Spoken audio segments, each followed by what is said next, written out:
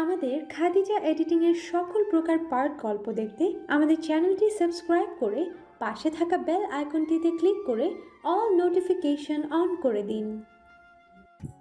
আমি আপনাকে কিছু বলতে চাই। বলো। আমার কথাটা সম্পূর্ণ করতে পারল না তুলি, মাথাটা ঝিমঝিম করে উঠল, গা গুলিয়ে আসতে লাগলো। হঠাৎ গড়গড় করে বমি করে দিল আদ্রর সামনে, যা ছিটকে গিয়ে আদ্রর গায়ে পড়ল। চোখ বুজে নিল আদ্র। কিয়ৎক্ষণ অতিবাহিত হওয়া মাত্র তড়িৎ গতিতে উঠে ওয়াশরুম থেকে বালতি করে পানি নিয়ে এলো। তুলি দুর্বল হয়ে বসে পড়েছে ইতিমধ্যে মেঝেতে, হাঁটু ভেঙে। আদ্রর মনে হলো কেউ হাজারো তীর ছুঁড়ছে তার বুকের মাঝে। তুলির এই অবস্থা ক্ষতবিক্ষত করে দিচ্ছে হৃৎপিণ্ড। ভয়ে কুঁকড়ে যাচ্ছে তুলি। আদ্রর ওপর বমি করে দিয়েছে, কেমন রিয়েক্ট করবে আদ্র? ব্যথাতুর চোখে আদ্রর দিকে তাকালো। আদ্রর ভাব নির্বিকার, যেন তুলি কোনো ভুল করেনি। তাড়াতাড়ি করে তুলিকে কোলে তুলে বিছানায় বসিয়ে দিল। টাওয়াল ভিজিয়ে তুলির গা মুছে কাপড় নিয়ে এলো কাভার থেকে, হাতে ধরিয়ে দিল। কোমল কণ্ঠে বলল, চেঞ্জ করতে পারবে তো? মাথা নাড়ল তুলি। টলমলে চোখ নিয়ে দৃষ্টি তাক করলো আদ্রর দিকে। আদ্রর নীলাভ নেত্রে অস্থিরতা স্পষ্ট, লাল হয়েও আছে কিঞ্চিত। আদ্রর কাছ থেকে হাত বাড়িয়ে কাপড় নিল। ললাটে অনুভব করলো আদ্রর গাঢ় স্পর্শ। নিমিষেই তুলির চক্ষু ভেদ করে এক ফোঁটা অশ্রু গড়িয়ে পড়ল। কষ্ট নয়, অতি সুখে, জীবনে এমন একটা মানুষকে জীবনসঙ্গী হিসেবে পাওয়ার জন্যে। ব্যান্ড দিয়ে উন্মুক্ত খোলা চুলগুলো বেঁধে দিল আদ্র। কপালে অবাধে পড়ে থাকা ছোট ছোট চুলগুলো কানের পিঠে গুজে দিল।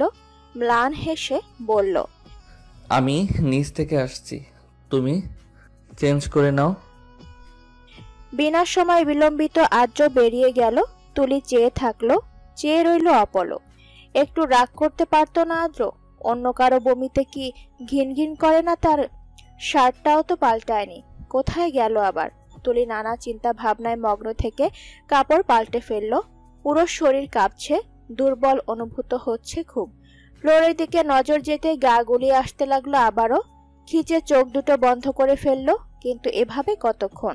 ফ্লোর তো সে ভরিয়েছে, তারই পরিষ্কার করা উচিত। এখানে যেহেতু একটা ঘিন ঘিন ভাব আছে, কাজের মেয়েকে বলাও ঠিক হবে না। চোখ মেলে কিছুটা স্থির হলো। আদ্রর রেখে যাওয়া বালতিটা টেনে আনলো সোফার কাছ পর্যন্ত। এতটুকুতেই যেন জান বের হয়ে যাচ্ছিল। কই বালতিতে তেমন পানি নেই, ওজনও নেই, তবুও তুলির শ্বাস বন্ধ হয়ে আসার উপক্রম। হয়তো অবসাদ, দুর্বলতার জন্য এমন অবস্থা। তুলি ন্যাকড়া ভিজিয়ে নিচু হওয়া মাত্র শ্রবণ গ্রন্থিতে পৌঁছালো আদ্রর ভরাট কণ্ঠ। স্টপ তুলা। হাত থেকে আপনা আপনি পড়ে গেল ন্যাকড়াটা। সোজা হয়ে দাঁড়িয়ে পড়ল তুলি। সম্মুখে চাইতে দেখলো আদ্রর হাতে শরবতের গ্লাস, চোখে রাগ। তুলি দু কদম সরে গেল। আদ্র হেঁটে এলো, শরবতের গ্লাসটা হাতে ধরিয়ে দিয়ে বলল, বিছানায় বসে শরবতটা ফিনিশ করো, এত পণ্ডিতি করার প্রয়োজন নেই তোমার। জান চলে না, আসছে ফ্লোর পরিষ্কার করতে। আদ্রের রাগান্বিত কণ্ঠে ভয়ে হিমশিম খাচ্ছে তুলি রীতিমতো। রাগলো কেন আদ্র? তখনকার জন্য নাকি এখনকার জন্য? মুখে উচ্চারিত শেষ বাক্যটুকু জানান দিচ্ছে এখন করা কাণ্ডের জন্য। ধীর ধীর পায়ে তুলি বিছানায় এসে বসলো। মুখের কাছে গ্লাসটা নিতেই সুন্দর একটা স্মেলে মন প্রাণ মুহূর্তেই জুড়িয়ে গেল। লেবুর শরবত বানিয়ে এনেছে আদ্র। তুলির এ মুহূর্তে এটাই জরুরি ছিল। রুদ্ধশ্বাসে খেয়ে নিল সবটুকু। চোখের দৃষ্টি সামনে নিক্ষেপ করতেই দেখতে পেল আদ্র মেঝে পরিষ্কার করে ফেলেছে প্রায়। বিন্দুমাত্র বিরক্তি নেই মুখশ্রীতে। তৎক্ষণাৎ তুলির আখিদয়ে ফুটে উঠল অজস্র মুগ্ধতা। হৃদয় পটে বইতে লাগলো শীতল হাওয়া। কোমরে ঠান্ডা স্পর্শে তুলির দেহ একটু একটু করে শিউরে উঠল।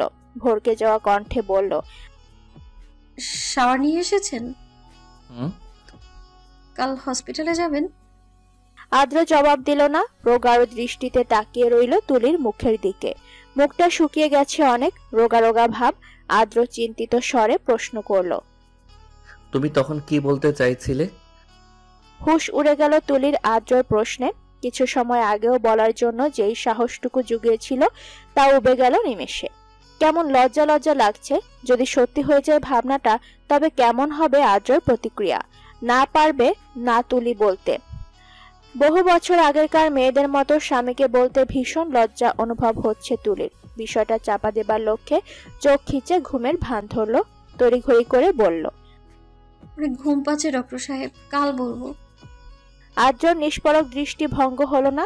তুলির মিছে মিছে ঘুমের ভান দেখে ভ্রু উঁচিয়ে মৃদু হেসে কোমর জড়িয়ে বুকে নিয়ে এলো। বুকে তুলির মাথা চেপে ধরে গাঢ় স্বরে বলে উঠল, লজ্জায় তুমি আচরণ করছো ঠিক 90 দশকের নারীর ন্যায়। মিছে মিছে তোমার অভিনয় ধরা পড়ে গেল আমার চোখে। কি কারণ এত লজ্জার তোমার লাজুকলতা? তুলি শুনল সবটা।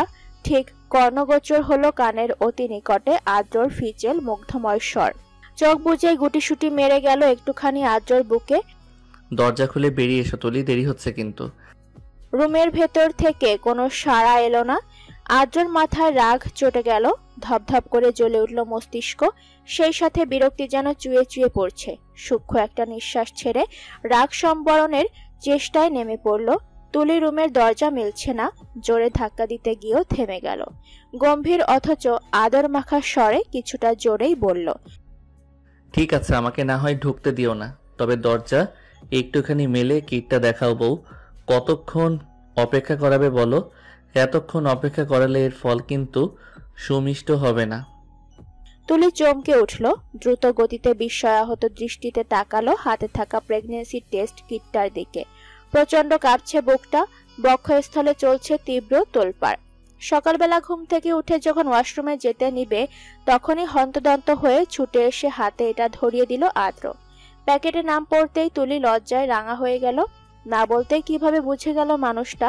আগেই কি বুঝতে পেরেছিল? তাই বুঝি সবকিছু এতটা স্বাভাবিক? আচ্ছা, যদি নেগেটিভ হয় ভাবনা। তুলির বুক চিরে বেরিয়ে এলো দীর্ঘশ্বাস। আদ্র প্যাকেটটা হাতে দিয়েই সাথে সাথে বেরিয়ে গেছে। হয়তো বুঝে গেছে এখন এক নজরও চাইলো তুলির মরণ হবে লজ্জায়। তুলি দরজা বন্ধ করে রেখেছে আদ্র যাওয়ার পরপরই, এখনো মেলেনি। দরজায় দেহ ঠেকিয়ে কিটটার দিকে তাকিয়ে আছে নির্নিমেষ। ছোট্ট একটা নিঃশ্বাস ছাড়লো। পুনরায় আদ্র ডাকে কাঁপা কাঁপা হাতে দরজাটা খুলে দিল একটু। পুরোটা মেলল না, কিন্তু বোকা তুলি আদ্র চালটাই বুঝল না। কিটটা দরজার ফাঁক দিয়ে ধরতেই দরজা ঠেলে ভেতরে চলে আসলো আদ্র। তুলি হতবাক হতবুদ্ধি হয়ে তাকিয়ে রইল কেবল। আদ্র এক হাতে তুলিকে নিজের সাথে জড়িয়ে নিয়ে অন্য হাতে দরজার ছিটকিনি আটকে দিল। কিটটার দিকে এক পলক তাকিয়ে তুলির দিকে তাকালো বিস্মিত চোখে। তুলির ভয় হচ্ছে, প্রবলভাবে বাড়ছে তা আদ্রর মুখভঙ্গি দেখে। কম্পিত গলায় বলল, কিছু বলছেন না কেন? আচমকা কণ্ঠে কিছু মুহূর্তের স্পর্শে মাথা নত হয়ে গেল তুলির। আদ্র কোমরে হাত পেঁচিয়ে তুলির কপালে চুমু খেলো গভীরভাবে। গায়ে তরল কিছু অস্তিত্ব পেতেই তুলির পা অসাড় হতে শুরু করলো। নত আখি পল্লব তুলে চকিতে চাইলো আদ্রর পানে। আদ্র পকেট থেকে ফোন বের করলো। তুলির কান্না পাচ্ছে। গাল স্পর্শ করা জলটুকু আঙুল দিয়ে ছুঁয়ে দেখলো। আহা, কি সুখ মিশ্রিত এই জলে! সুখময় জল। অন্তর কাঁধে মাথা রেখে পায়েল সকালের আকাশ দেখছে। আজ আকাশটা নীল নয়, কেমন ধূসর রঙা। বাতাস বইছে মৃদুমন্দ। পায়েলের চুলগুলো হালকা হালকা উড়ে বেড়াচ্ছে, ছুঁয়ে দিচ্ছে অন্তর মুখ, ঘাড়, গাল। ফোনের শব্দে পায়েল নড়ে চড়ে উঠল। প্রেমবিলাস ভঙ্গ হওয়ায় চোখ রাঙিয়ে তাকালো অন্তুর দিকে। অন্তু মিনমিন করে বলল, আমার কোনো দোষ নেই পায়েল, আমি তোকে একদম বিরক্ত করিনি, করেছে আমার ফোন। পায়েল পকেট থেকে ফোনটা বের করে হাতে নিয়ে আছাড় মারতে যাবে, তার পূর্বে আবারও বেজে উঠল। স্ক্রিনে চাইতেই ঠোঁটের কোণে ঘেঁষে ফুটে উঠল হাসি। রিসিভ করলো সাথে সাথেই। জলদি 10 কেজি মিষ্টি নিয়ে আয়। 5 কেজি বাসায় রাখবি এবং বাকি 5 কেজি বিশেষ কারোর জন্য। পায়েল আদ্রের কথা শুনে হতবম্ব কণ্ঠে অবাকতা নিয়ে বলল, কেন? কারণ আমি বাবা হচ্ছি। আদ্রের নির্বিকার স্বীকারোক্তিতে পায়েল বসা থেকে উঠে দাঁড়ালো। কিছু বলার আগেই কেটে গেল কলটা। তুলির হাতটা ধরে কাবার্ডের সামনে আনলো আদ্র। কালো রঙের একটা শাড়ি বের করে বলল, তৈরি হয়ে নাও। হতবিহ্বল দৃষ্টিতে তাকিয়ে রইল তুলি অল্পক্ষণ। অথচ আদ্র ভ্রুক্ষেপহীন তারা দিচ্ছে বারবার তৈরি হওয়ার জন্য। কাছ থেকে পাখির ডাক তুলির কর্ণে এসে বিচ্ছে, চারদিকে নিজের সুমিষ্ট ধ্বনিতে প্রভাতকে যেন মুখরিত করে তোলার জন্য উদ্যোগী হয়ে উঠেছে অচেনা অজানা না দেখা পাখিটা। তুলির মন জুড়িয়ে আসছে ছোট্ট ছোট্ট আওয়াজে। শহরে পাখির ডাক হাতে চাঁদ পাওয়ার ন্যায় তুলির কাছে। গতকাল শোনে না এমন সুন্দর ডাক। শাড়িটা সামলে তুলি বিছানা থেকে উঠে দাঁড়ালো। পাখির আওয়াজটা অনুসরণ করে গুটি গুটি পায়ে নিঃশব্দে বারান্দার দিকে এগিয়ে যেতে লাগলো। সামান্য একটু শব্দেই যেন পাখিটা টের পেয়ে যাবে, সাথে চুরমার হয়ে যাবে পাখিটাকে দেখার স্পৃহা অভিলাষ। কেননা পদতুলির ধ্বনিতে উড়ে যাবে সঙ্গে সঙ্গে। তুলি দরজার এক পাশে আড়াল করে দাঁড়ালো। মাথা বের করে একটুখানি উকি দিতেই দেখলো একটা ঝুঁটিওয়ালা পাখি। ভ্রুজোড়া কুচকালো তুলি, চক্ষুদয় পাখিটার ওপর নিবদ্ধ রেখে ভাবতে লাগলো কিছুক্ষণ। আকস্মিক ভাবনা সুতোয় টান পড়ে মস্তিষ্কে কিছু একটা ধরা দিতেই চক্ষুজোড়া চকচক করে উঠল। মনে পড়লো এটা তো বুলবুলি, বুলবুলি পাখি। গ্রামে হুটহাট দেখা মিললেও শহুরে পরিবেশে দেখতে পাওয়া দুষ্কর। পাখিটা বেলকনির রেলিং এর উপর বসে আছে। তুলি আর একটু এগিয়ে নিল দেহটা, হাতে অপর অন্য একটা হাত পেঁচিয়ে ধরতেই তুলির শান্তিপূর্ণ আখি যুগল ভীত হয়ে উঠল তৎক্ষণাৎ। ঘাড়ে শুষ্ক ওষ্ঠের অনবরত স্পর্শে বুকটা থেকে থেকে কেঁপে উঠছে। ওষ্ঠযুগল তো ছুঁয়ে দিচ্ছে বাহ্যিক অংশ, কিন্তু তুলির মন পাজরে অদ্ভুতভাবে বিচরণ করে চলেছে, বিস্তার লাভ করেছে, প্রখর হয়ে উঠেছে অনুভূতি। আদ্র তুলির মাথার ওপর দিয়ে উকি দিল, ঠোঁটের কার্নিশে মৃদু হাসি নিয়ে বলল, পাখি দেখছিলে? তুলি তখনও এক নজরে চেয়ে আছে বেলকনিতে। আদ্রর কণ্ঠে ঘুরে দাঁড়ালো, সাথে সাথে রিমঝিম আওয়াজ তুলল হাত ভর্তি কাচের চুড়িগুলো। নিমেষেই ফ্যাকাশে রূপ ধারণ করলো পুরো শ্যামবর্ণ মুখশ্রী। করুণ চাহনি ছুড়ে দিল আদ্রর দিকে মাথা তুলে। আদ্র মৃদু হাসি বজায় রেখে বলল, তোমার চুরির ঝংকার শব্দে বেচারা অথবা বেচারি বুলবুলি ভয় পেয়ে পালিয়েছে তোলা। তুলি আলতো হেসে আদ্রর কাছ থেকে সরে যাওয়ার জন্য উদ্যত হলো। বাড়ানো পাটা থামিয়ে স্থির হলো সামনে। ঘাড় কাত করে জিজ্ঞেস করলো, রেডি হয়েছি তো, কোথাও কি যেতে হবে? যেতে হবে, খুব স্পেশাল একটা দিন আজ, আবার কারো কারো জন্য সবচেয়ে নিকৃষ্ট কুফা দিনও বলা চলে। কথাটা বলে আদ্র দ্রুত বেগে প্রস্থান করলো। তবে অধর কোণে প্রস্ফুটিত তির্যক হাসিটা তুলির চক্ষু এড়ালো না। কিছুটা চিন্তিত শঙ্কিত দেখালো তুলিকে। আদ্রর কথার আগামাথা বুঝতে পারল না তুলি, না পারল অর্থ উদ্ধার করতে। আমরিন গালে হাত দিয়ে তুলিকে দেখে চলেছে নিষ্পলক। তুলি আমরিনের দৃষ্টি বুঝতে পেরেও নির্জীব নির্বিকার বসে আছে। তোয়াক্কা করলেই যেন আমরিন জেকে ধরবে, কিন্তু কেন ধরবে? আমরিনের হাবভাব কেমন যেন ঠেকছে, পুরোই অসবর্ণ রহস্যের মতো। এক পলক তাকিয়ে মুখ ফিরিয়ে নিল।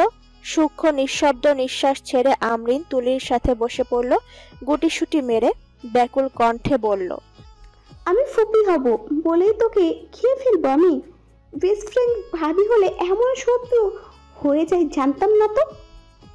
তুলি পাশ ফিরে বিস্ফোরিত কণ্ঠে চাইল। বেশ বৃহৎ আকার ধারণ করেছে আখিদয়, মনটা নুয়ে পড়েছে লজ্জায় সংকোচে, কণ্ঠে চরম অবাকতার ছাপ। কে বলেছে? ভাইয়া বলেছে, শুধু আমাকে না, এমনকি বাবা মা খালা খালু সবাইকে জানিয়েছে। কখন?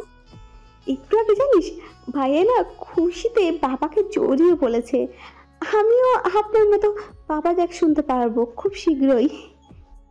প্রশান্তিতে ভরে গেল আমরিনের মুখ থেকে এসব শুনে। যতটুকু ভয় ছিল আদ্রর মনের অবস্থা নিয়ে তা নিঃশেষ হয়ে গেল।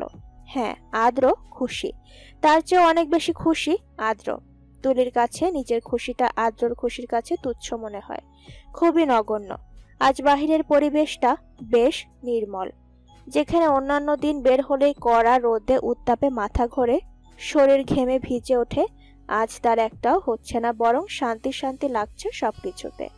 শেষ রাতের দিকে ঝড় হয়েছিল প্রচন্ড, যার ফলে প্রকৃতিতে উত্তাপ নেই, আছে কেবল ঠান্ডা ঠান্ডা ভাব। আদ্র হাত ঘড়িতে সময় দেখে নিল 11:20। শার্টের হাতা গুটিয়ে পাশ ফিরে তুলির দিকে তাকালো। নির্বিঘ্নে নিভৃতে শাড়ি পরে ছোট ছোট পা ফেলে পাশাপাশি হেঁটে চলেছে মেয়েটা।